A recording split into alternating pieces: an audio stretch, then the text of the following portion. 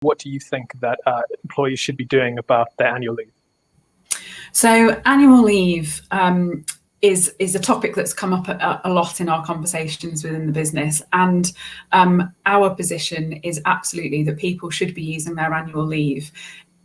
Whilst we may not be all able to kind of jump on the plane and go on the foreign holidays that we might have envisaged, it remains really important that people are able to take a break from their work and they're able to decompress and step away from the desk and have some rest and recovery and relaxation time and quality time, you know, with their family or with their whoever they're at home with.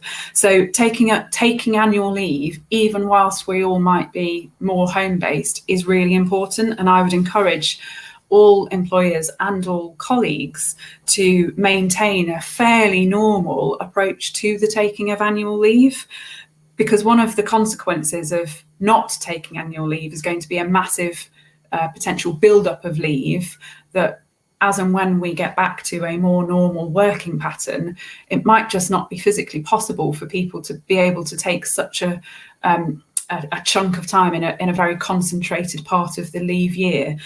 The government has recently announced that you can carry over some of your annual leave. Who does this apply to?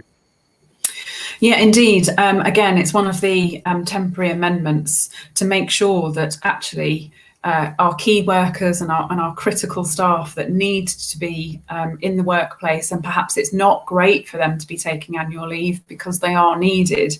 So my reading of that change in legislation is that actually it's targeted at the employers who maybe need to stop people from taking annual leave because they need them in the workplace, and that those colleagues don't lose out because they're unable to roll it over, and also that those employers aren't penalised for not abiding with the working time regulations.